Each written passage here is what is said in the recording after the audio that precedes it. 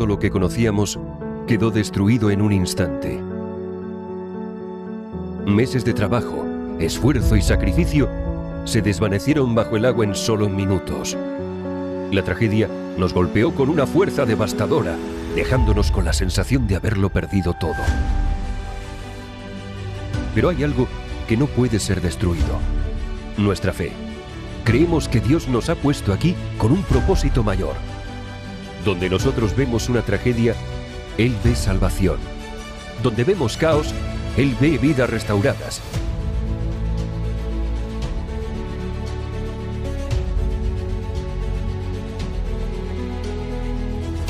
Este tiempo no se trata solo de lo que hemos perdido, sino de lo que hemos ganado como comunidad. Nuestra unidad ha sido nuestra fortaleza y gracias a ella hemos podido avanzar.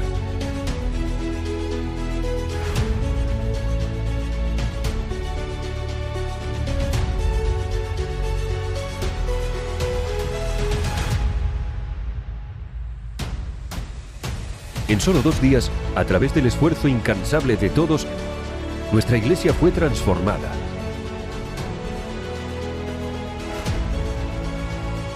Hoy, este espacio, que alguna vez estuvo cubierto de lodo,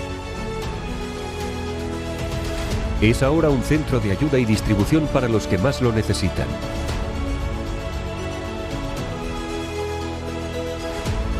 Lo que parecía una pérdida se ha convertido en una oportunidad para llevar el amor de Jesús y bendecir nuestra ciudad. Cada día, nuestra iglesia se llena de vida. Cientos de personas se reúnen para servir y experimentar el amor de Dios.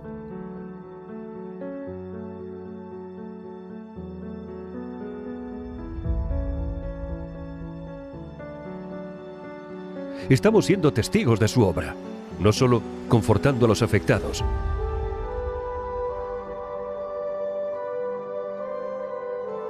sino levantando a quienes sirven. A través de esta prueba, hemos visto la fe despertar en corazones que nunca imaginamos alcanzar. La ayuda ha llegado desde todas partes del mundo, permitiéndonos bendecir a personas que lo han perdido todo. Voluntarios de distintas culturas y naciones se han unido, extendiendo sus manos para ser el cambio que nuestra comunidad necesitaba.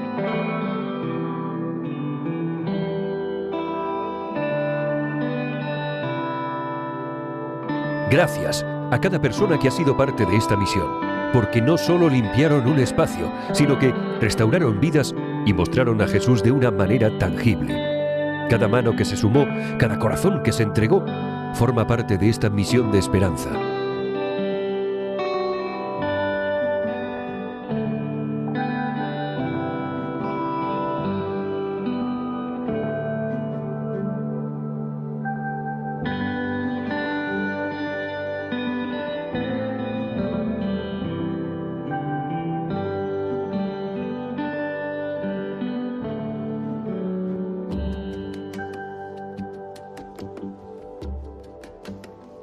Hoy estamos en el umbral de un nuevo tiempo para nuestra ciudad. Y no nos detendremos aquí. Sabemos que, en medio de la tragedia, Dios sigue abriendo puertas, tocando corazones y restaurando vidas.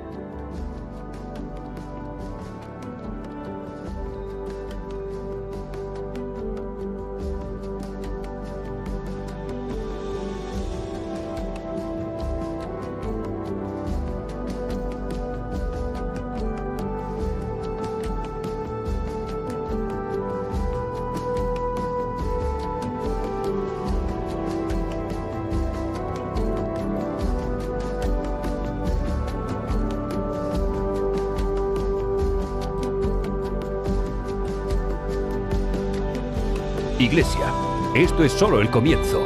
Nos preparamos para hacer más, para dar con mayor entrega y para vivir en un mayor propósito. Juntos seguimos transformando el dolor en esperanza y la adversidad en fuerza. Estamos listos para ir más allá y escribir una nueva historia. Somos Iglesia, somos familia, somos parte de la historia de vidas transformadas.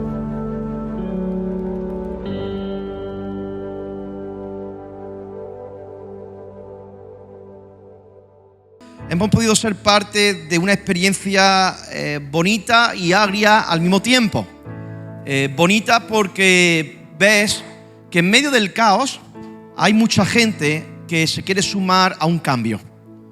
Y agria porque todavía queda muchísimo por hacer. Y este mensaje lo he titulado Cuando lo pequeño es eterno.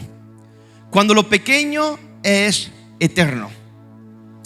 Cuando terminamos estos días, y por cierto, gracias querida Iglesia Oasis, porque lo que hemos hecho ahí no ha sido el resultado de 3 personas, sino el resultado de toda la Iglesia unida, que por cierto se ha llevado más de lo que esperábamos. Mientras estábamos allí trabajando, yo siempre digo que la fe es dar un paso y luego Dios contesta. Y estando allí se abrieron muchísimas puertas que de otra manera no se hubieran abierto. Y desde allí nos dan las gracias por la generosidad de la Iglesia de Oasis y por haber sido parte haciendo comida. La semana pasada estuvisteis vendiendo comida para levantar fondos, estuvisteis orando, estuvisteis dejando que vuestros esposos, que algunas personas de la iglesia salieran durante ciertos días para poder trabajar, estuvisteis pendientes de nosotros, pendientes también de lo que se estaba haciendo allí, ¿verdad? Pero cuando regresé a Córdoba, me vine con un sentimiento duplicado, un sentimiento de contentamiento porque habíamos hecho algo que repercute sobre la eternidad, pero también un sentimiento agrio porque al ver todo lo que falta por hacer allí, es como que no has hecho nada. No sé si te ha pasado alguna vez esto, ¿no? Que has metido la mano en algo, pero resulta que cuando has acabado dices, bueno, si es que esto necesito más y más y más y más, esto es interminable, ¿no? Pero allí en la casa, en la habitación, cuando empecé a sentir este sentimiento de aparentemente no he hecho nada, o aparentemente no se ha logrado todo lo que se tendría que haber logrado porque aún queda meses de trabajo, de mucho trabajo, el Espíritu Santo me dijo que Dios no mide lo que hacemos por el tamaño de nuestra obra. Que Dios no mide la importancia de lo que nosotros hacemos, del tamaño de lo que nosotros hacemos por la capacidad que tengamos de las obras que hacemos, sino que Él mide las cosas a través de la fidelidad y del amor con la cual hacemos nosotros las cosas.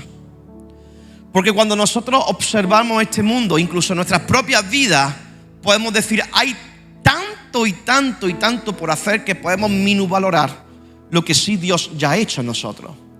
Entonces el mensaje de esta predicación, cuando lo pequeño es eterno, tiene que ver con esa actitud que nosotros como hijos de Dios debemos de adoptar en la vida, en el servicio, en el ministerio, ante las pruebas que se nos presentan, ante lo cotidiano del día a día. El primer punto en el día de hoy es: nunca olvides que Dios usa lo pequeño para hacer grandes cosas. Nunca olvides que Dios usa lo pequeño para hacer grandes cosas. No sé si tú recuerdas esa historia donde había una multitud de personas que estaban escuchando a Jesús, estos sermones de Jesús que eran tan impactantes, pero había una necesidad, y esa necesidad es que tenían hambre, pero no había alimento. Así que allí había un muchacho que no se sabe la edad que tenía, pero se supone que era un jovencito por lo que nos cuentan los relatos bíblicos, los evangelios. Y ese muchacho puso a disposición de Jesús lo poco que tenía en sus manos. Puso 5 panes y 2 peces delante del maestro, y aparentemente eso que él tenía en la mano, cualquiera de nosotros pudiera pensar que es algo insignificante para darle de comer a más de 5.000 personas. Sin embargo, entendemos de que eso poco que está en nuestras manos, si lo ofrecemos como este chico ofreció sus cosas delante de Jesús, Dios puede hacer grandes cosas. ¿Tú quieres que Dios haga grandes cosas en tu vida? Tendrás que tener una actitud de poner delante de Dios lo poco que tienes. Es un principio espiritual. Dios no necesita tu mucho para hacer grandes cosas, porque de Él lo es todo. Él simplemente observa una cosa: la actitud de tu corazón. Siempre decimos, la actitud de nuestro corazón es lo que manifiesta si realmente estamos haciendo las cosas de manera correcta o hay ciertas cuestiones en nuestro corazón que se interponen en hacerlo con excelencia. Y quiero preguntarte en esta mañana, no solamente qué tienes en tus manos. ¿Qué tienes en tus manos? No solamente qué tienes en tus manos, sino qué actitud tienes con aquello que Dios ha puesto en tus manos. ¿Eres capaz de entregar lo poco que tienes? ¿O pensando que vas a perder, te lo vas a tener guardadito como ese que guardó su talento y lo enterró?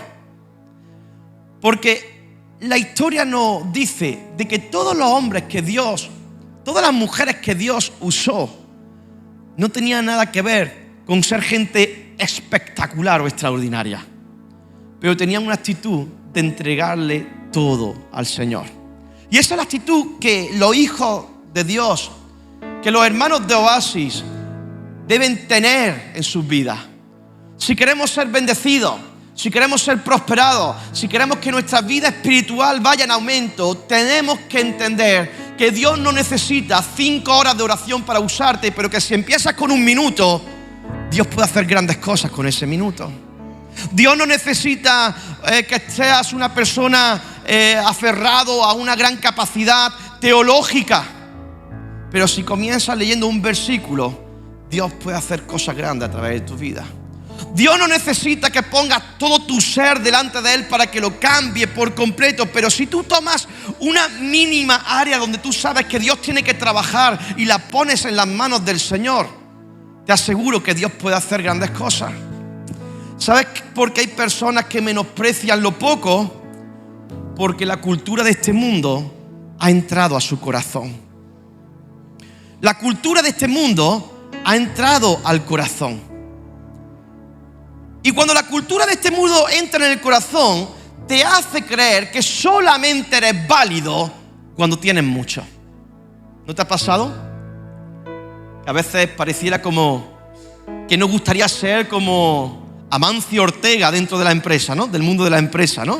Mundo de Inditex, para aquellos que no conocen al Tito Amancio, el dueño de Zara, de la ropa Zara y de otros grupos de textiles, ¿no? No tenemos que ser una Ana Botín, la dueña del Banco Santander, para que Dios nos use. No tenemos que ser un Paco de Lucía para que Dios nos use como un instrumento. No tenemos que ser Fernando Alonso para que tengamos fama, para que Dios nos use, porque Él solamente es capaz de ser piloto de Fórmula 1. No tenemos por qué ser Rafa Nadal para que Dios nos use. Ahora, cuando la cultura del mundo entra a nuestro corazón, entonces se empieza a elevar un concepto de tanto tienes, tanto vales, y eso no es verdad. A veces los que muchos tienen valen poco, porque se olvidaron de lo eterno, se centraron en lo terrenal, perdieron su objetivo, su propósito del por qué están aquí en esta vida. El éxito en Cristo no se mide por lo que nosotros podamos conseguir, sino por nuestra obediencia a Dios. Ahí está el éxito. El éxito de Job no está en la ruina que le sobrevino, en que tenía muchas posesiones, sino que era un hombre conforme al corazón de Dios. Un hombre que se levantaba todos los días y lo primero que hacía era hacer sacrificios por él, por su esposa, por sus hijos. Tenía a Dios en el centro de su corazón. La obediencia de muchos hombres dieron el éxito a la vida espiritual de cada uno de ellos. Así que, aunque esta cultura de este mundo te haya hecho entender o creer que será importante o válido cuando tengas mucho conocimiento, mucho dinero, mucha influencia, mucho poder, eso es estiércol. Para los que no conocen esta palabra, es la caca de los animales. Estiércol, no sirve de nada. El éxito no está en tu estatus, sino está en hacer aquello que Dios te mandó hacer. El éxito de este viaje a Valencia no está en la capacidad que tuvimos de llevar una ayuda económica. No está en la capacidad como iglesia de haber llevado alimentos. No es en la capacidad que tenemos como iglesia de haber llevado recursos humanos. No es la capacidad que nosotros tenemos de haber invertido en esa catástrofe. El éxito nuestro está en que hemos sido obedientes al llamado de ser generosos delante de Dios. Y en esa generosidad Dios ha multiplicado. Así es que esta cultura materialista a veces es tan potente que nos hace sentir inferiores porque nos hace creer de que lo que nosotros podamos conseguir, eso será nuestra valía. ¿Me estoy explicando? Hay personas que se afanan cuando pierden un trabajo. Tengo conocidos que se entristecen cuando pierden un puesto de trabajo a pesar de que tienen montones y montones de dinero almacenados para vivir 5 o 6 años con tranquilidad. Pero su valía le da una posición laboral. Hay personas que pierden su valía cuando se rompe una pareja y piensan que sin la pareja ya no son nadie y se enfocan simplemente en lo terrenal en vez de lo eterno. Hay gente que pierde su valía cuando su cuenta bancaria baja y empiezan a titubear los números y comienzan a amargarse y comienzan a pegarse puños en el corazón como diciendo: ay, Dios mío, todo se acabó. Porque la cultura del mundo, la cultura materialista, ha entrado tanta fuerza en tu corazón que en vez de lo eterno te estás fijando simplemente en lo temporal. Sin embargo, aquellos que vivimos la cultura del reino, entendemos que no medimos nuestras capacidades por lo que tenemos, sino por quienes somos en Dios. No importa si yo llego a la altura o no llego a la altura, Dios me ama. Sí, pero es que si no tengo, ya, pero es que Dios me ama. Ya, pero es que no predicas muy bien. Ya, pero es que Dios me ama. Ya, pero es que no eres el pastor que des. Ya, pero Dios me ama. Y para, porque si no yo te voy a dejar de amar. No se trata de lo que ocurre afuera, se trata de lo que ocurre dentro de tu corazón. Nuestras capacidades se miden en grandeza cuando ocupamos el lugar que Dios nos ha otorgado. Y dice Mateo 23:11: el que es el mayor de vosotros será vuestro siervo. ¿Quién es el más grande? El que sirve. ¿Quién es el más grande? Aquel que tiene un corazón generoso. No aquel que tiene dinero, no aquel que tiene capacidades, no aquel que está enfocado en si llego o no llego. No, en aquel que está dispuesto a dar de sí. Ese es el que tiene grandeza en el reino de los cielos, según este versículo. Ahora, ¿por qué menospreciamos lo pequeño? Piensa, porque seguramente tú estás pensando o te estás intentando escapar. Pero si te dijera: ¿qué tienes en tus manos?, me respondería: nada o poco. Estás menospreciando lo que hay. No menosprecies, querida iglesia, lo pequeño, porque de lo pequeño Dios hace cosas grandes. Yo recuerdo mi primer área de servicio dentro de la vida de la iglesia, y era poner filminas. No es como ahora los ordenadores de ahora, ¿no?, que están en pantalla. No, eran unas transparencias que tú ibas subiendo y bajando para que la gente pudiera cantar las canciones. Y además había una luz tan fuerte que te quemaba los dedos, te quemaba. De ahí que no tengo huellas dactilares. Y ese servicio es lo mínimo, es lo que te hace grande. A mí me apasiona ver cuando yo veo a hermanas, a hermanos entre semana por aquí trabajando, subiéndose a la altura, fregando en cafetería, en intercesión, con los niños, con la alabanza, ensayando, tomando de su tiempo y dedicándoselo al Señor. Me encanta porque es un corazón de grandeza delante de Dios. No es lo poco que tú tienes, es lo mucho que Dios puede hacer a través de lo poco que tú consideras que tienes. Ese muchacho lo puso delante de Dios. Le creyó a Dios por un milagro. Y multitudes comieron porque entendió que no es lo poco que él tenía en sus manos, sino lo mucho que Dios podía hacer a través de lo que él tenía en sus manos. Y sabes que Dios te ha dado cosas maravillosas para hacer grandes cosas que solamente ocurrirán cuando tú los pongas al servicio del Señor. Cuando tú lo pongas al servicio del Señor, no solamente se multiplicarán, sino que sobrarán 12 cestas, como dice la historia, para que puedas comer más aún de lo que podías comer al principio. Porque hemos dicho antes que la fidelidad de Dios no se mide por nuestras capacidades, sino que cuando nosotros ponemos las cosas de Dios, Dios dice que Él lo va a multiplicar. Dios solo necesita ver algo que tenemos que aprender. No solamente a disponer tu vida para serle fiel, sino también a vivir en el contentamiento, hermano. Y esto es algo que se está perdiendo y es muy triste. Hay gente que valora muy poco lo mucho que tiene y por esa razón Dios no le puede dar más, porque no sabe vivir en el contentamiento. Y si tú no sabes vivir en el contentamiento por lo poco que tienes, tampoco tendrás mucho, porque tampoco sabrás vivir en el contentamiento, porque no es no es el resultado de si tienes mucho o poco, es el resultado de una actitud en tu corazón. Y déjame decirte, tenemos mucho más de lo que necesitamos. Lo que pasa es que la avaricia, el deseo de tener más y más, hace que nuestro corazón, en vez de estar reposado, descansando en el Señor y decir gracias a Dios, quiera elevarse y decir necesito más, necesito más, necesito más, necesito más. La grandeza de un siervo no está en lo poco o en lo mucho, porque también tengo gente y conozco gente que tiene mucho. La grandeza de cada uno de los que tienen poco o tengan mucho es que hace las cosas porque ama al Señor y porque le es fiel al Señor. Fíjate, Moisés con una simple vara de pastor dividió el Mar Rojo y liberó a un pueblo entero de mano de esclavitud de los egipcios. Con una simple vara, sí, con un bastoncito. David, con una sola piedra, ante Goliat, acabó con un ejército dictatorial. Una sola piedra, insignificante. Gedeón, cuando fue a pelear contra los madianitas, llevaba con él 300 hombres en contra de una multitud de soldados.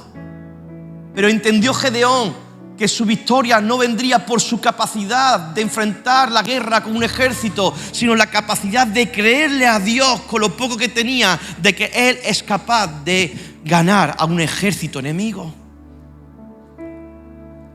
La viuda de Sarepta, esa mujer que decía que tenía a su hijo y que estaba esperando para morirse porque había una gran hambruna en el mundo y que solamente tenía un poquito de harina y un poquito de aceite.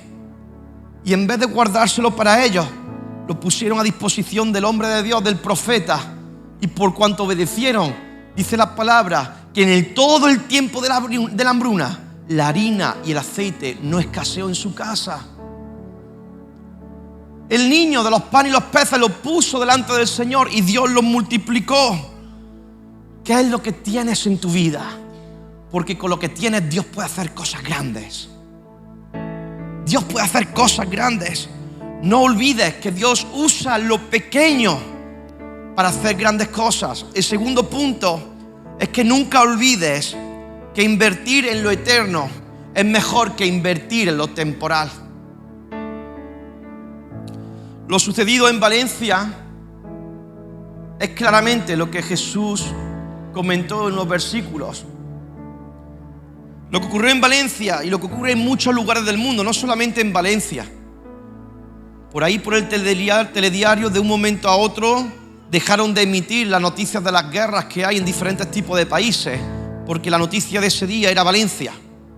Pero hay muchos otros lugares que te das cuenta de que el hacer tesoros en la tierra no tiene sentido.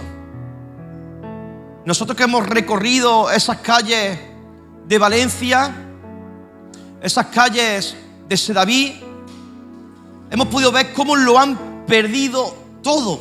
Y cuando digo todo, es todo. Familias enteras que se han quedado sin hogares. El propio pastor de la iglesia perdió toda su casa. Está de prestado, viviendo a 1 hora y pico de camino. Su vehículo. Lo ha perdido todo porque cuando nosotros ponemos nuestra mirada en lo temporal, perdemos la perspectiva de que algún día, antes o después, déjame decirte y profetizarte algo, lo vas a perder. La casa que tienes, cuando mueras, se la quedará a tu futuro yerno o tu futura nuera. ¿Sabías? Esa que te está costando la misma vida pagar la hipoteca. Hay otros que lo van a disfrutar por ti. El coche por el que te endeudaste 8 o 9 años de tu vida, harás así y dejará de arrancar. Los ahorros que tú tengas de nada te servirá cuando tu corazón se pare, porque no podrás llevártelo al cielo. Estás afanado solamente en hacer dinero.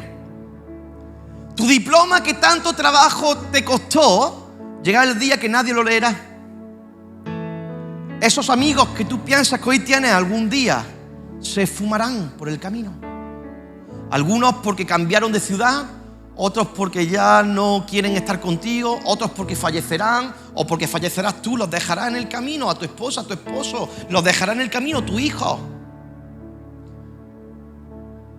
No podrás llevarte nada contigo, porque debajo de este cielo hay un tiempo y una hora para todo.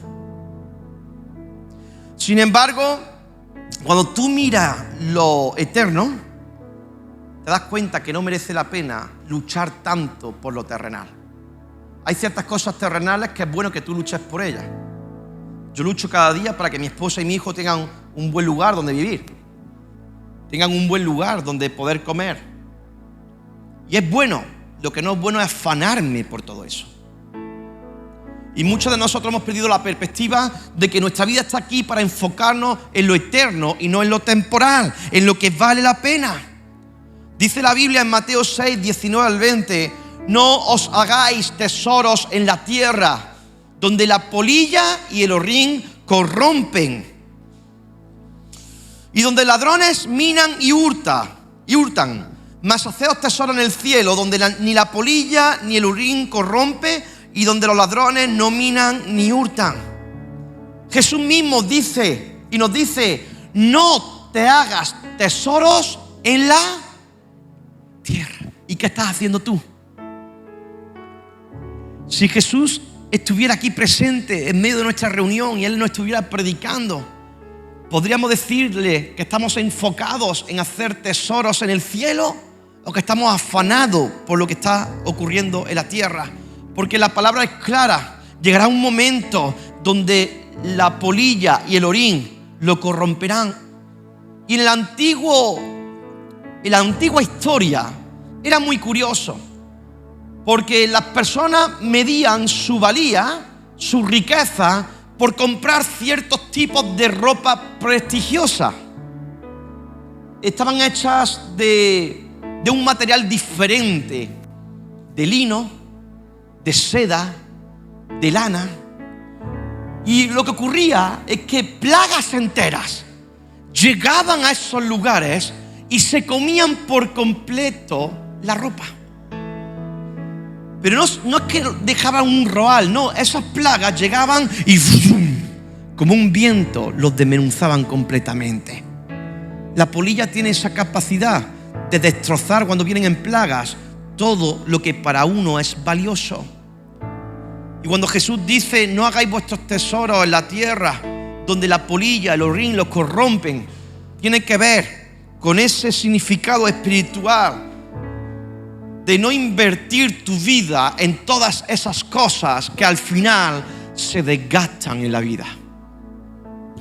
Que no dediques tu vida a construir algo que en el tiempo se va a derribar, se va a destruir, sino que puedas dedicar tu vida por completo a invertir en lo que siempre es eterno, en lo que hay esperanza, en lo que nadie puede venir a robarte, en tu vida espiritual, en tu intimidad con el Señor, en tu crecimiento, en tu fe.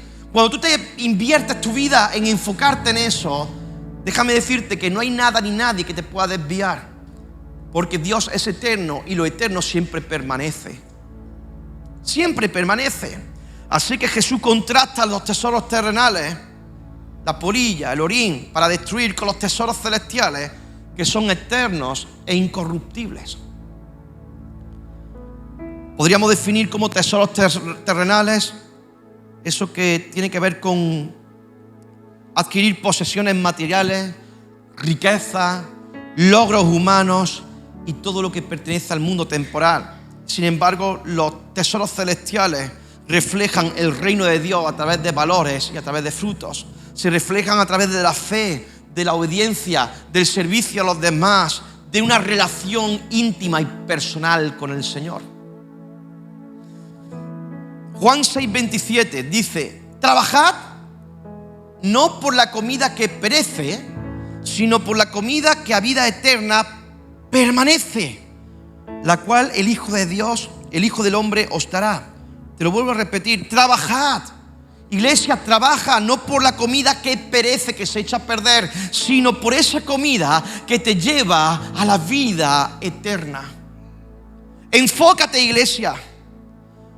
No des tu prioridad, no estés obsesionado con lo que pasa, con lo que se corrompe, con lo que se gasta, con lo que algún día dejará de ser. Tómate las cosas en serio, tómate tu vida en condiciones maduras. Observa. Y si te tienes que obsesionar, obsesiónate por llenar tu tanque de la presencia de Dios. Obsesiónate por buscar el rostro de Dios cada día. Obsesiónate por servir al prójimo. Obsesiónate en poner tus manos, eso que tienes, para que Dios lo multiplique y mucha gente sea favorecida. Obsesiónate por el reino de Dios, por su justicia, porque no falla, porque su fidelidad te llevará a lugares donde humanamente hablando es imposible llegar. Obsesiónate por lo eterno, por lo que tiene valor, por el fundamento, por Cristo. Enamórate del Señor. El problema es que a veces tenemos ese síndrome de gente que quiere ganar mucho dinero en poco tiempo, ¿no? Dice la Biblia que no hagáis riquezas de estas rápidas, ¿no? Porque tienen un poquito como, es algo raro.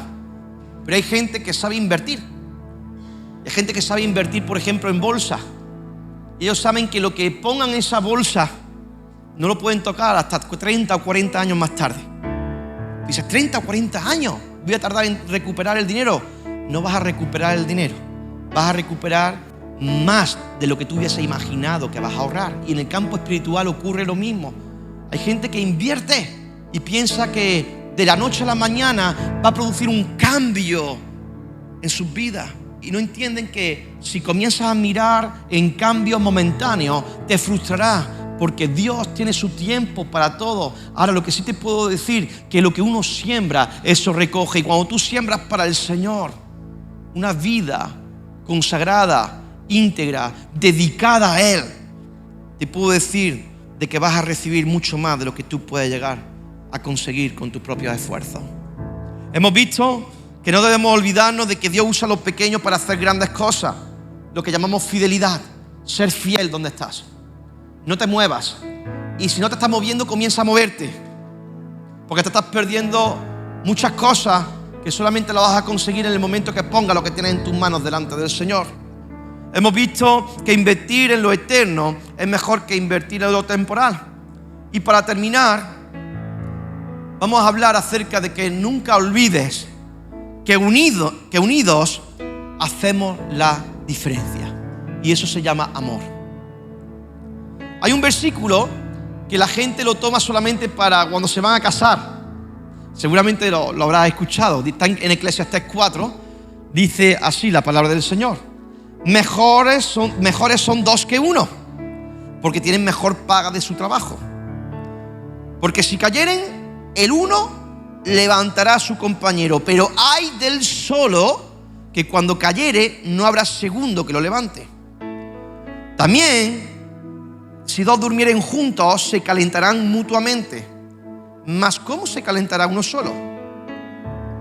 Y si alguno prevaleciere contra uno, dos le resistirán.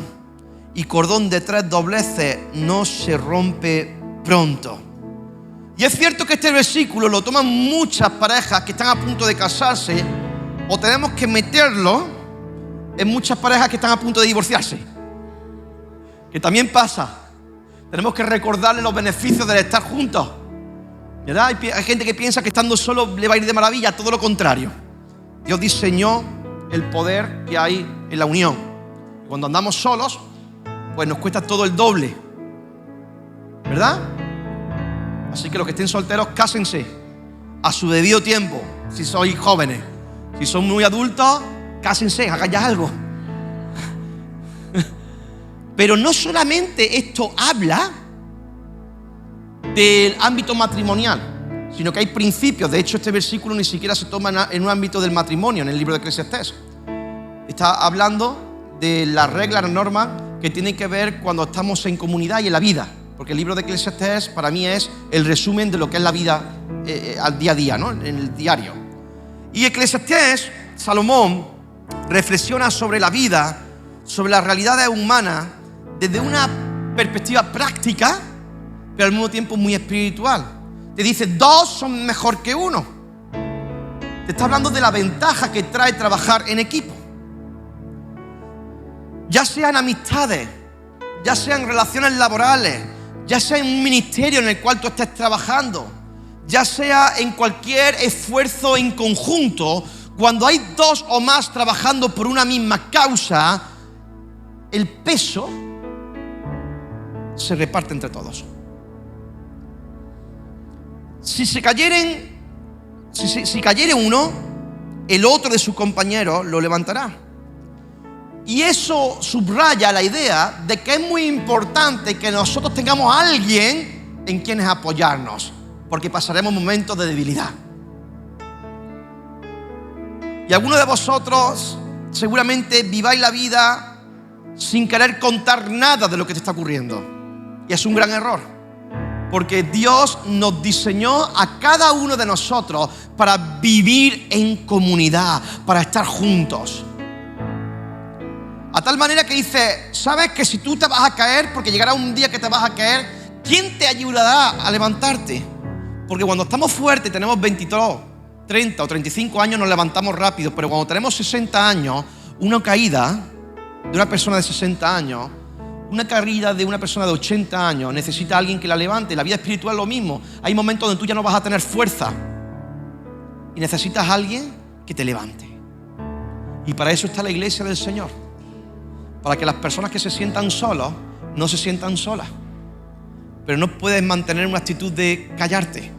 Tienes que tener una actitud de entender que el lugar donde Dios te ha puesto hay un beneficio, que no solamente es que tú recibas una palabra, sino que en momentos de mucha debilidad habrá alguien que podrá levantarte y habrá alguien que tú podrás ayudar a levantarse. Dice, y cordón de 3 dobleces, y es una metáfora que representa esa fuerza que aumentan cuando las personas se unen. Puede aplicarse a cualquier ámbito de la vida, pero cuando estamos juntos, esa fuerza de 3 cordones no es lo mismo que una fuerza de un cordón. Esa fuerza representa el poder del Espíritu Santo en nosotros.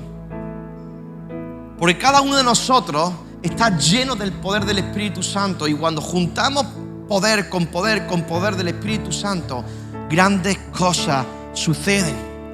Pero la amenaza más real del mismo infierno, ¿sabes cuál es? El querer quebrar a su iglesia, la falta de unidad.